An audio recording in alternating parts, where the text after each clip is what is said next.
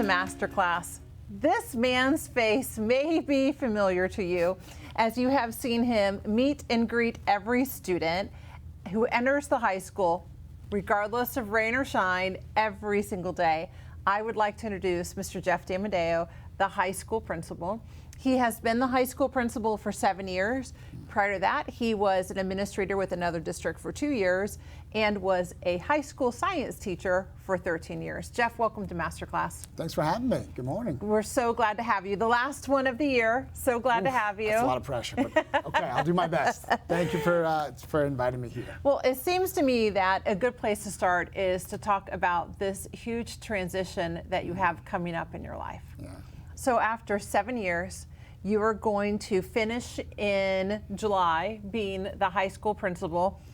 And as of August 1st, you are going to be the new Director of K-12 Leadership and Career Development for the entire school district. Yeah. So I know it's bittersweet because I know you're sad to leave the high school as well. But congratulations. Well, thank you. It is definitely bittersweet. Yes, I can imagine. So let's just start by talking a little bit about career development. And at its broadest level, Jeff, tell us a little bit about, like, what does career development mean and why is it important? Yeah, I think it's not just answering the question of what do you want to be when you grow up. It is a question we've all been asked. It's a question that is still asked in classes. And I've heard different ways of thinking about the future, whether it's not just what do you want to be when you grow up, but what is the type of quality of life that you want when you grow up. And I think about all of our individual journeys through school and whether or not some of us just knew right away, I've always wanted to be a teacher, I've always wanted to be a doctor, great. Or as most of us, we kind of weave through some seas of ups and downs and wonder, maybe this is something I'd like to do, and maybe our mind was changed by an experience, and then something grabbed us, something inspired us, and then hopefully we were able to take that and run with it and do something we love every day. So when I think about career pathway development, there's a story that actually just came to me last week. I actually was here for baseball, and I was talking to one of our parents whose kids are now alum. And we're just kind of chit-chatting how their kids are doing, and one of their kids just graduated from a local university with a science degree, and their son was very successful here, he was great in classes, they were in music. And so I said, oh, that's all amazing, congratulations, they just graduated, what's he doing? And Mom said, well, he hasn't quite figured that out yet. And you hear a lot of stories like that. And I think about the new position and this conversation in a way to help those stories, not that they're not going to happen, but further refine their choices. Because let's be honest, we're parents. I want my students and my kids to go through school and have an idea of these are the things I want to pursue when I'm done. So when they are done, they actually go and do them. And so that's so much of this is building that focus or that possible focus for kids K through 12 in the future. Well, you mentioned K through 12. I think a lot of times when we think about career development, we think about it for high school only. Yeah.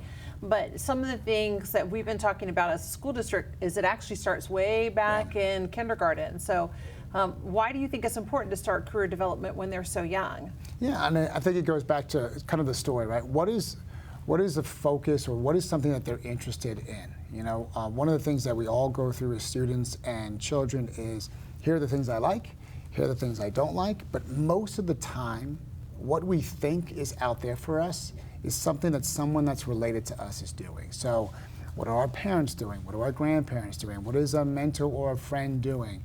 And what are the jobs that they have? And we know a lot about those. And so a lot of times that's the question of, well, maybe I want to follow, like for me, my father was an attorney. So yes, for a small portion of my life, I thought to myself, maybe I want to do law. And then I thought better of it, and my father said, it's a great choice, don't do it. Not that it's bad, but he knew it wasn't my passion.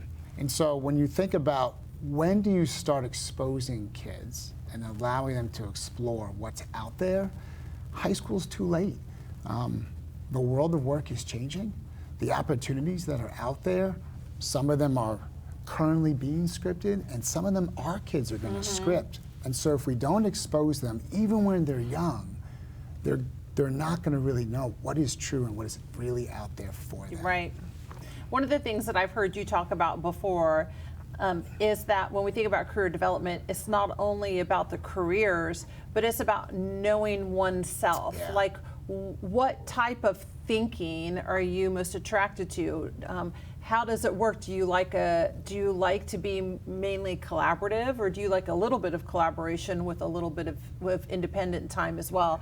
So, and those enduring skills that we have over time, like collaboration, critical thinking, creativity, those things. So, what role does that play in career development? So that phrase, know thyself, right? Right. If we know thyself, we're able to identify with greater confidence. Hey, I'm not sure what it's called. I'm not sure what's out there, but you know what I really like? I like to be creative. I like to collaborate with peers, or maybe the reverse. I like to do research. I like the idea of kind of solving my own problems. And you think of fields like radiology, and most radiologists, yes, they work in a team, but a lot of that time is spent independent, going through scans. And there's a little bit of that collaboration, but at the same time, there's this personalization of almost responsibility that's on me to figure this out.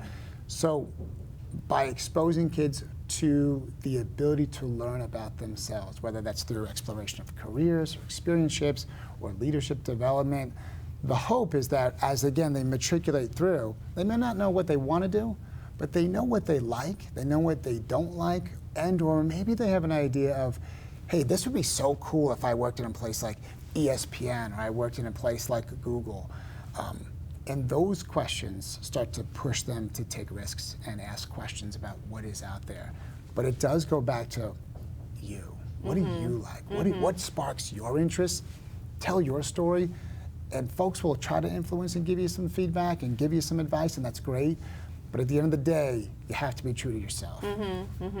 One of the reasons I find that to be so important as our students, as you and I have talked before, we know that there are careers in our students' futures that we don't know about yet. They've not been invented yet. We know that's going to happen.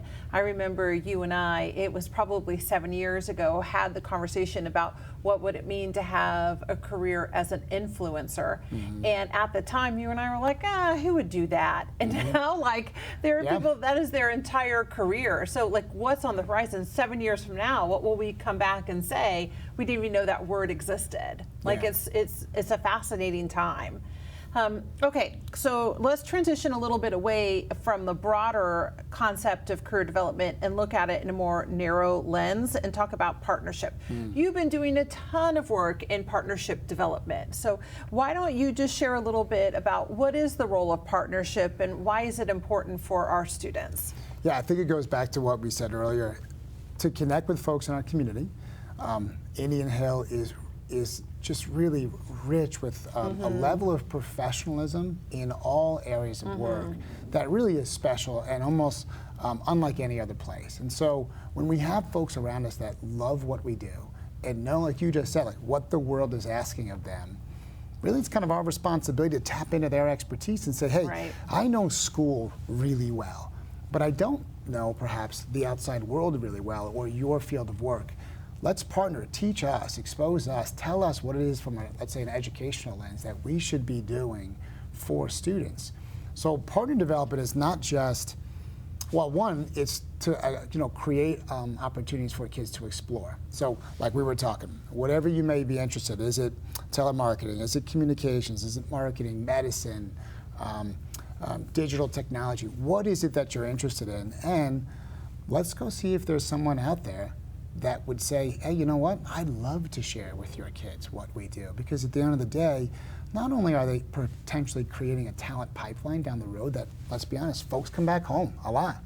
But at the same time, there's great purpose in that of exposing students and young people that maybe they didn't have that exposure when they were young and they want to pay it forward, or the reverse. Maybe they had a mentor and that's why they're doing what they're doing. So they get to do that as well for our kids. So developing partners is so key for us to really break down the walls of our school and really educate ourselves and expose ourselves of what's out there. And then hopefully, and we've been very fortunate, we've had a lot of people say, hey, I love this idea. I'm not sure how it's going to look just yet, but I want in, and I'm a yes.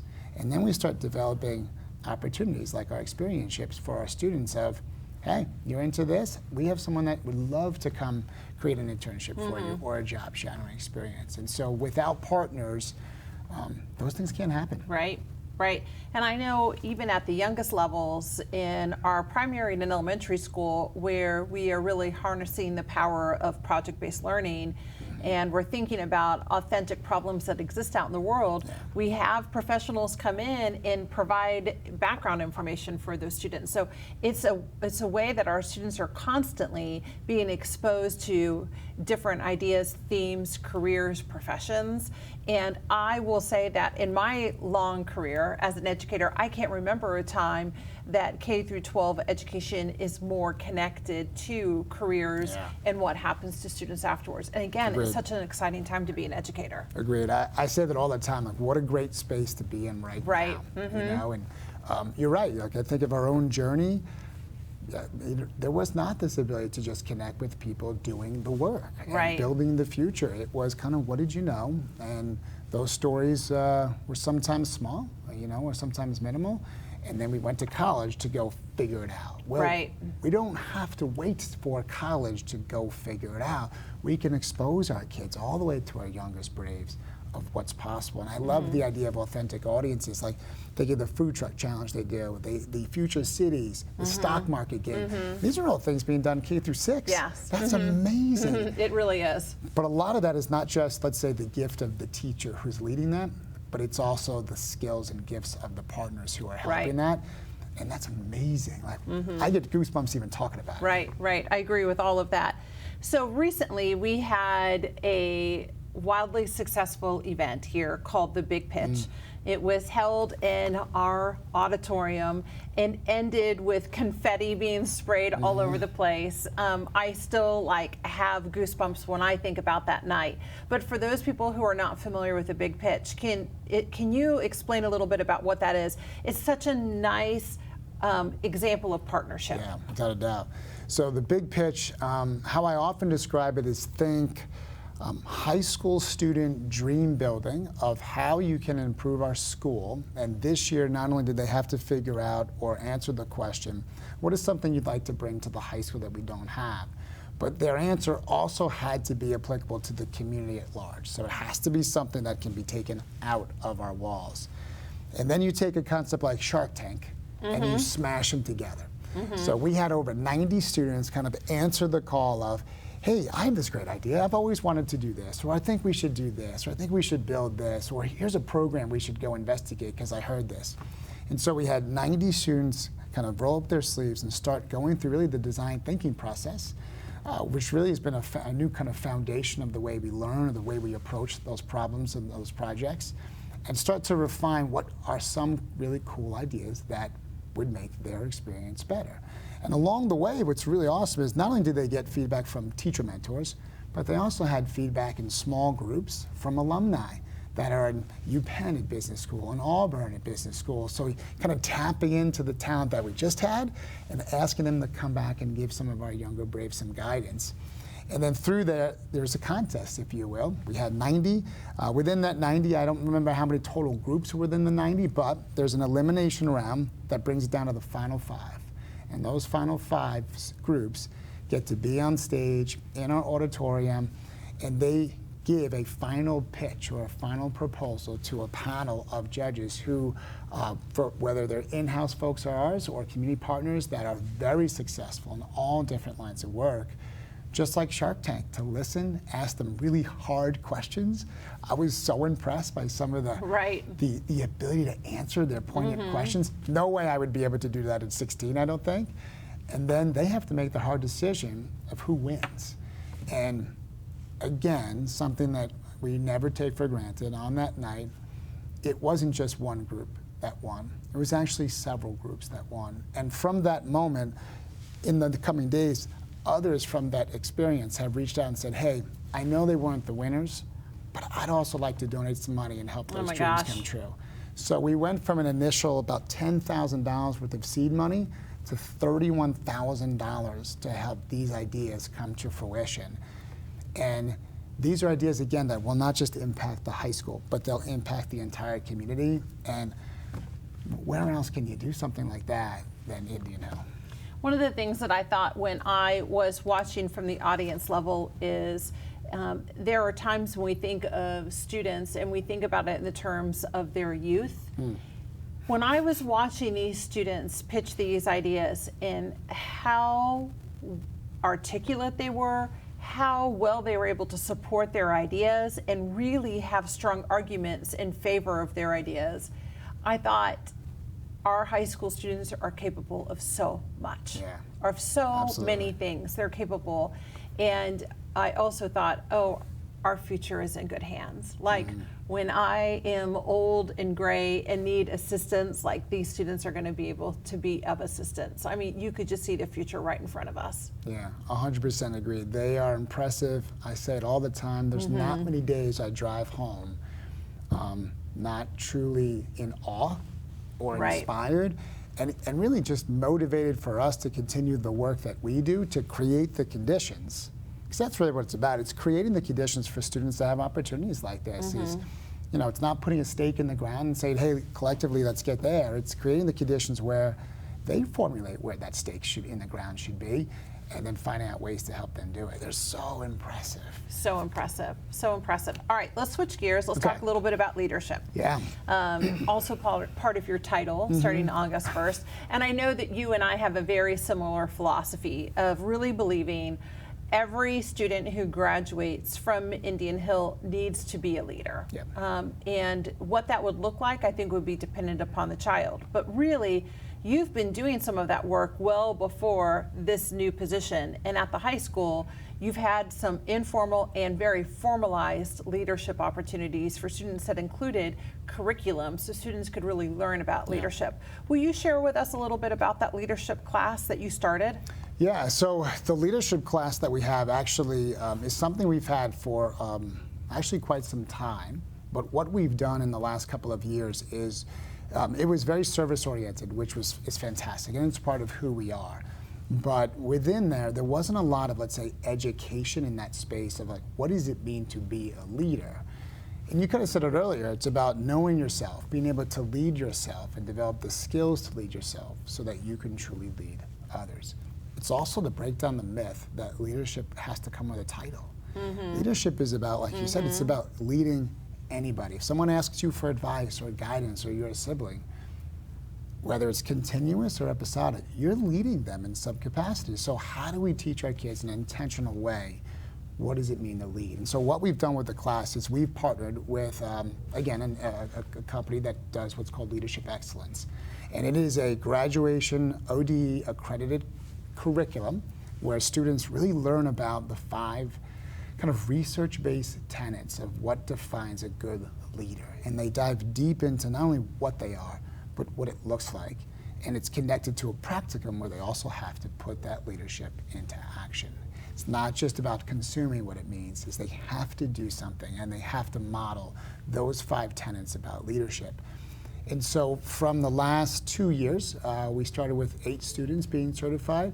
We're now up to roughly 45. Wow. And these credentials are things that they can then put on their resume. These are things that are happening in the business world and other places where these are some of the things that are being used to relearn and unlearn, relearn, and upscale adults that are transitioning careers. It's the same experience, but now high school students. And to be honest, you mentioned it earlier, the Leadership Excellence curriculum, middle school students can do it. You could take tenets from that and start building in some of those foundational aspects, even in younger braves. So that was one thing. And then from there, you know, we talk about being student-centered. But to be student-centered, we need their voice.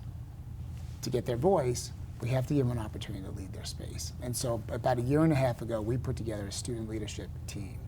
And we asked our staff, I'd like to nominate a couple of individuals that are not just the captains of sports or the stars on the stage or the faces that everybody knows, but it's who do you know within your class that you know just needs an opportunity to kind of give their voice and feel comfortable in their space. And so for the last 1.5 years, we've been growing that. Originally it was 10th through 12th, now it's 9th through 12th. We have about 77 to 80 kids in this leadership team.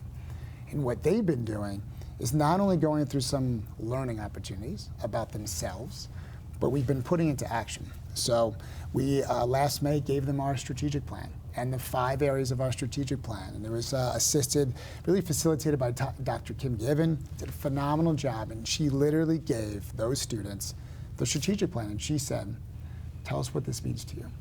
where are we doing this idea well? What does this look like to you? And of course, where are we missing the mark? And you are opening the floodgates, as we should, to student feedback and be comfortable with what they say. That allows us to really fine tune and refine, which is always the case with a strategic plan. What should learning in Indian Hill look like for them? And so they're in the middle of this right now. They've been forming some subcommittees in our last time of work. And along the way, we've also had partners come in and speak about leadership and give them some calls to action of what it means to be a leader, like always be first and hold the door open, or develop your own profiles of success, which is this call to action to interview folks who've been successful, record it, and then actually take those notes from your interviews, and we'll actually self-publish a book for you called Profiles of Success, where you're learning the lessons of others so that you can learn and lead yourself for others. So these are just some of the examples that we're really just getting started. And this new position, again, is K through 12. So partnering with other partners in curriculum about leadership development at the youngest level. And you and I got to see it. We were down in Austin, Texas, saw a school. They had 5 students, if you remember, K through 5, I believe. I think it was K through 5, and they gave us kind of the tour. And they were so impressive. It was incredible. Right. And this was a 4th grader who was the most outspoken one, I think. Yeah. And we sat there and you said, this is why we're doing this work. Right. This is why leadership development matters. Because when you think about the kids at the big pitch, you think about the greatness for our kids, it starts with themselves. It starts with also not just developing great students, but great people. And leadership development creates the conditions, again, to develop this really good people. And at the end of the day, isn't that what we want for all our kids? More than anything, I think it's that. And leadership development is about that. It's so funny, like through this conversation, Jeff, you can totally see how leadership development ties into career and career development ties into leadership. Like it's so connected. Absolutely. So thinking about that and thinking about next year, give us a preview. Like tell us a little nugget of something that's going to happen in the future for this new position. Well, a few things. So one of the things we're building is we are building an entrepreneurs center here at the high school. And within that space, we're going to not only be able to continue to create opportunities of leadership learning, but we're going to offer increased credentials like the Lean Six Sigma credential, which again is a Fortune 100, almost Fortune 500 middle manager required credential. I have several friends of mine that work for GE and P&G, and they have to do it. They had to do it, and they use it every single day in their work. We're going to start to we're going to offer that to students. One of the things I'd love to do is also develop a leadership academy for students and adults. So leadership development here for our kids, but also leadership development for folks on the outside that are thinking like this, but just want to come and connect with us and network. The Entrepreneur Center, we're also thinking about increased opportunities in the business world, things like incubators, and maybe even share with kids how to take their passion and start up, or at least tie it to business and create some startups. And I think about the big pitch. Every single individual that was an outside partner is an entrepreneur to some degree. Of course. Some of them are CEOs on that stage. Others are within a company. They work for a company, but their line, their angle, or let's say their position is very entrepreneurial, and they sharing their stories of how they got there and the impact it's had on their life. Those are just a little bit, a small preview. We're going to have a continued speaker series of students, of folks to come and just connect with our kids. And again, kind of be a role model and tell stories and expose our kids to a world that's waiting for them. And I can't wait. I can't wait as well. I think that what we've realized over the last couple of years is that if we really want to have something that's very personalized for every single one of our students, so that when they graduate from here, they truly know themselves, that they've had an opportunity to have a mentor, that they've had an opportunity to have an internship or externship at some level, that we needed somebody who could really focus on that work and really make it their life's passion. And Jeff, there's no one better than you to do this work. You're very kind. There's I'm no so one excited, and I'm truly blessed and humbled for even being to be given the opportunity to do this work. I cannot wait. I cannot wait for like 5 years from now when you and I are sitting here and having the same conversation and we're able to look back and say, do you remember when we talked about this and it was just starting? And look at all that's been accomplished and the difference that makes in students' lives. So that's going to be an incredible conversation 5 years from now. It is going to be incredible. Like you said, it's a great time. Great time to be in education, and it's a great time to be here at Indiana. It is. Well, one thing I know is that regardless of what the task is in front of you, you always approach it from a point of view of what's best for students, and you always give it your all. And so I'm so glad that you could be part of Masterclass so that we could share some of your talents with people who have not had a chance to get to know you, and I'm really excited for the future. Likewise. Thank you for inviting me. Thank you for being here, and thank you for being part of Masterclass.